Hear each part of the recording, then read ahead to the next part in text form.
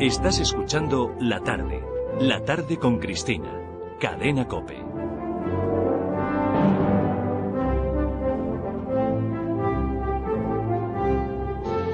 Una de las cosas que hay que hacer para no ser borrego, para no seguir de forma instintiva, es conocerse y conocer la propia historia, conocer los acontecimientos y lo que ha ocurrido, lo que ha llevado a la configuración de tu personalidad y la de tu pueblo, para que cuando algún cabestro diga hacia el norte, tú digas no, que por ahí hemos ido y nos estrellamos 3 veces, vamos al sur, o viceversa, siempre que hemos ido al sur nos ha convenido.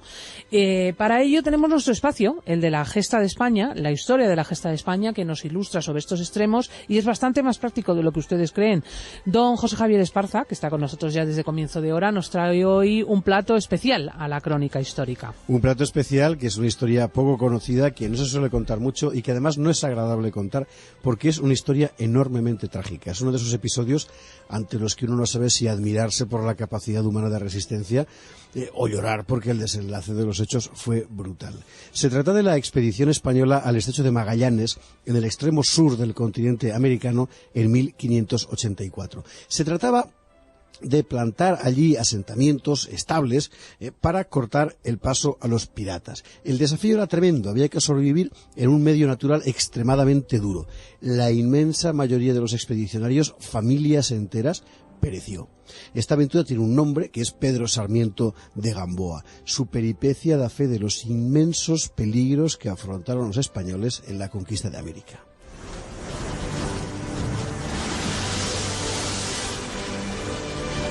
Porque a veces parece que la aventura americana fue eso, una aventura de placer y riqueza.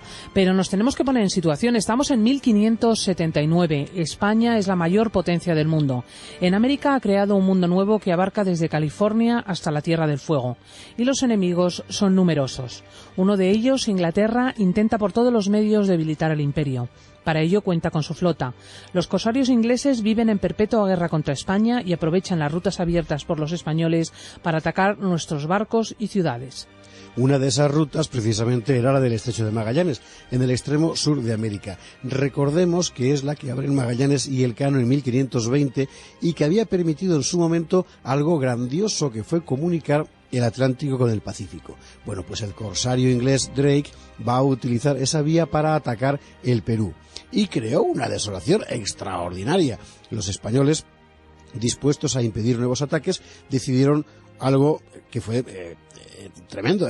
Vamos a fortificar el estrecho de Magallanes y así podríamos taponar la navegación en el sur de América. Y la persona elegida para cumplir la misión es un curtido marinero de Pontevedra, Pedro Sarmiento de Gamboa, un típico soldado poeta del Renacimiento, perfecto latinista con amplios conocimientos de matemáticas, astronomía, náutica y geografía. Desde los 17 años ha peleado en los tercios de Carlos V. En 1557 parte hacia Perú. Y allí estará en la expedición de Mendaña por Oceanía, que fueron los que descubrieron las Islas Salomón y a punto estuvieron de tocar Australia. Cuando Drake pasa por Callao, creando el puerto del Callao en Lima, creando esta desolación de la que hablábamos, Sarmiento recibió la orden de perseguir al corsario. No lo encontró, pero recaló en el estrecho de Magallanes. Lo rebautizó como estrecho de la Madre de Dios y tomó posesión de aquellas tierras conocidas pero no ocupadas, tomó posesión en nombre del rey de España. Acto seguido, Sarmiento de Gamboa navega hasta España, se entrevista con el rey Felipe II y recomienda fortificar el área, y el rey aceptó la propuesta. Entonces decidió mandar al propio Sarmiento al frente de una nueva expedición, junto con Diego Flores Valdés, para crear 2 ciudades en aquel desierto glacial.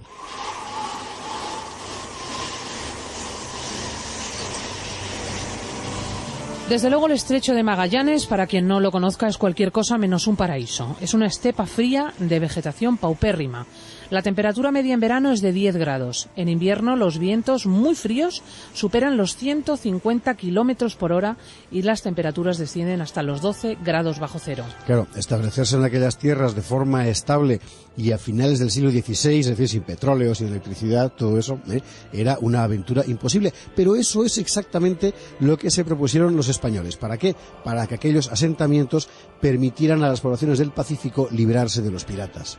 Y Sarmiento zarpa de Sanlúcar de Barrameda al frente de 24 navíos y 2.500 hombres, incluidos mujeres y niños, familias completas que se convertirán en colonos y que darán nota de la valentía y la intrepidez española.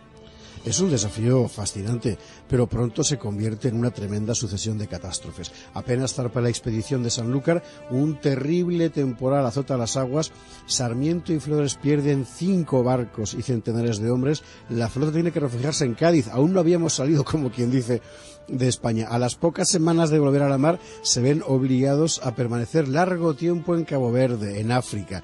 Cruzan por fin el océano, llegan a Río de Janeiro, pero entonces se declara una epidemia de peste en los barcos, lo que se llama el mal del seso. 150 personas murieron del mal del seso. Y por si fuera poco, los navegantes descubren que la madera de sus barcos está carcomida por un insecto, la broma o polilla de mar. El propio Sarmiento lo explicaba así.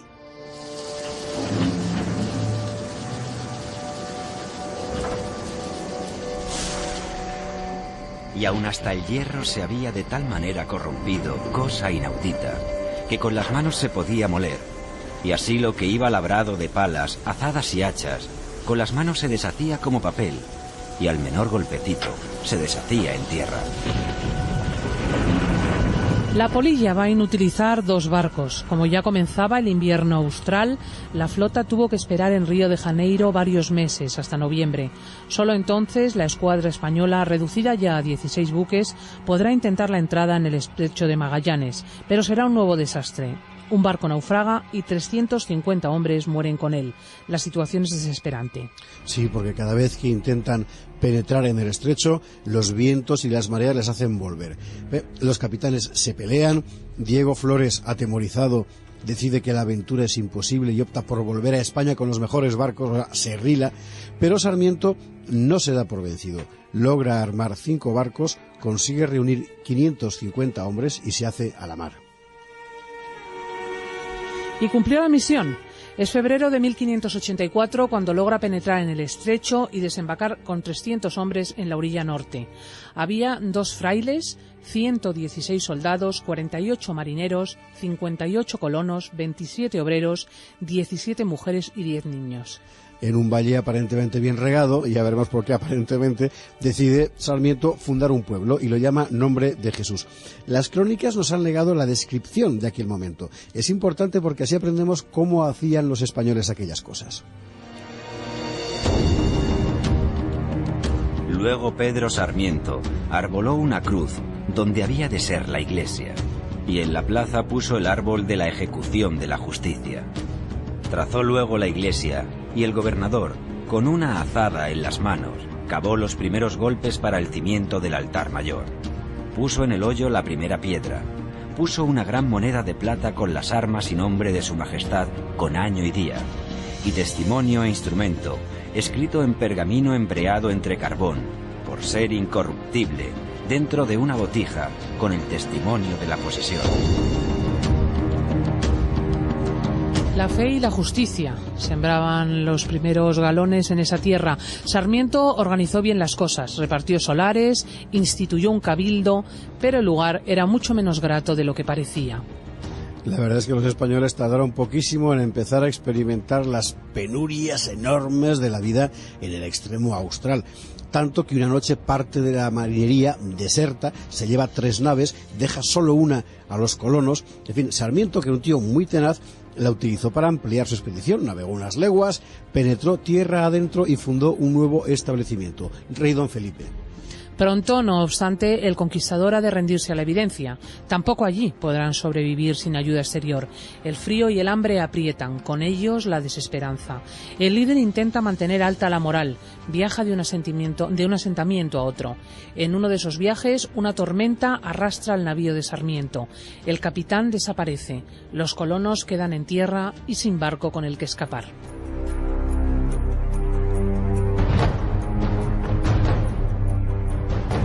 Y pasan los meses y Sarmiento no vuelve, tampoco llega ningún socorro. Hay 400 españoles perdidos en aquellos parajes, 300 en Río Don Felipe, 100 en Nombre de Jesús. No tienen comida ni dónde procurársela. En el mes de agosto, en un invierno tremendo, ya saben que el invierno austral en el sur es precisamente nuestro verano, Los 100 habitantes del Nombre de Jesús, desesperados, abandonan la población, emprenden una caminata atroz por la orilla helada del mar para pedir socorro a la otra aldea, al rey don Felipe, pero aquí la situación no era mejor. El jefe del rey don Felipe envía una expedición a la embocadura del estrecho, donde sería más fácil divisar algún buque. Todo en vano. Pasaron 2 años, señoras y señores, y ni una sola vela apareció en el horizonte. Las provisiones se terminaron, el frío inutilizó los sembrados. Pronto los supervivientes no pasarán de 50. Van a intentar escapar construyendo pequeñas barcas, pero debió ser horrible porque cada vez que fletaban una se hundía, es decir, no aguantaban la navegación en las aguas muy agitadas del estrecho de Magallanes. Los colonos quedaron condenados a vivir en aquellos hielos. Organizaron su vida como cazadores nómadas, partidas de cazadores al borde de la extinción en pequeños grupos de 3 o 4 personas que se alimentaban exclusivamente del escaso marisco que podían recoger. ¿Qué fue de aquella gente? Los colonos murieron, pero ignoramos en qué condiciones precisas. Lo que sabemos proviene de un superviviente, Tomé Hernández, un soldado de Badajoz rescatado en 1587 de aquel infierno por un corsario inglés llamado Cavendish. Este Tomé Hernández contaría más tarde en Lima sus recuerdos sobre aquel episodio. Sí, hoy tiende a pensarse, de todas formas, que Tomé, el trauma, ¿verdad?, de estar a punto de morirse, afectó un poco a la veracidad de su testimonio, pero lo que sí que sabemos es cómo describió aquel paisaje uno de los marineros ingleses que llegaron allí con Cavendish, y es estremecedor, así decía. El 9 de enero de 1587 vimos los restos de la fortaleza. Tenía 4 bastiones y en cada uno de ellos había un cañón de hierro que los españoles habían enterrado. Se había construido una iglesia y los españoles habían ejercido una severa justicia, pues se encontró una especie de horca en que pendía un hombre. El cielo no favorecía los designios de los fundadores de esa colonia. Cuando se agotaron todas sus provisiones, no habiendo podido recibir otras de España, murieron en su mayor parte de hambre y se encontraban todavía los cadáveres tendidos con sus ropas dentro de las casas. Los ingleses quedaron tan impresionados que abandonan el lugar y le dan un nombre significativo, Puerto del Hambre. ¿Quedaba alguien vivo? Según la relación inglesa, en enero de 1587 aún sobrevivían 23 españoles, entre ellos 2 mujeres. Otras fuentes hablan de 14 hombres y 3 mujeres. Salvo Tomé, nadie marchó con los ingleses. Todos morirían allí. Y bueno, ¿y qué fue de Sarmiento? Que se nos había quedado por ahí. Bueno, pues Sarmiento le habíamos dejado, si te acuerdas, a bordo de su barco, arrastrado por una galerna, y así arrastrado llegará a Brasil. Bueno, pues desde entonces continuamente va a intentar una y otra vez mandar socorro, mandar ayuda a sus colonos, y siempre sin éxito. Les mandó un barco con víveres desde Río y naufragó. Después embarcó él hacia Pernambuco para buscar ayuda, pero naufragó también, y él se aferró salvado a un madero. Intentó mandar nuevamente socorros desde Bahía, pero el viaje se verá frustrado por las tormentas. Un poco un desastre. Vuelve entonces a España para pedir auxilio al rey, pero en las Azores es apresado por los piratas y llevado a Inglaterra. La mismísima reina Isabel le concedió audiencia. Puesto en libertad, intenta regresar a España, pero al cruzar Francia es apresado por los protestantes hugonotes, que lo mantendrán preso 3 años, hasta que Felipe II pueda pagar su rescate. Cuando Sarmiento logre por fin pedir socorro al rey para sus colonias en el estrecho, estas ya no existían. Todos los colonos habían muerto.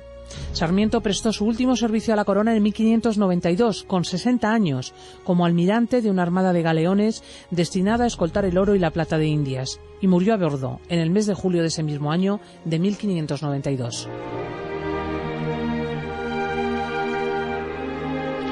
Una historia tremenda. La aventura de Pedro Sarmiento y sus compañeros desdichadísimos terminó muy mal, pero precisamente por eso hay que contarla. Oye, una pregunta. ¿Por qué los colonos que quedaron con vida no se fueron con Cavendish? ¿Por qué no se fueron con los ingleses? Porque no se fiaban de los ingleses. ¡Qué carácter el nuestro! Pensaban que iban a meter los prisioneros. Claro, estaban en guerra. Y antes muertos que prisioneros. Entonces Tomé se fue con ellos, pero los demás no se fiaban. Y prefirieron quedarse allí confiados en que llegaría el socorro. Y confiaban bien porque de hecho Sarmiento no había parado de intentar socorrerlos por todos los medios, pero no había manera de hacer llegar allí a ningún barco. Claro, es que el paso de los siglos y el peso de la gloria también nos hace imaginar la conquista de América como un paseo triunfal de victoriosos caballeros y altivas damas, lo que tú decías al principio, ¿no? Pero la realidad también fue esta otra, la de unas gentes que se jugaron la vida y muchas veces la perdieron para explorar desiertos helados y crear allí ciudades a las que ponían el nombre de Dios. La gigantesca proeza de la América hispana se escribió con la sangre de millones de personas, como aquellos desventurados que murieron de hambre en el estrecho de Magallanes. Y esa es probablemente la parte más estremecedora de la gesta española. En la cadena COPE, La tarde con Cristina.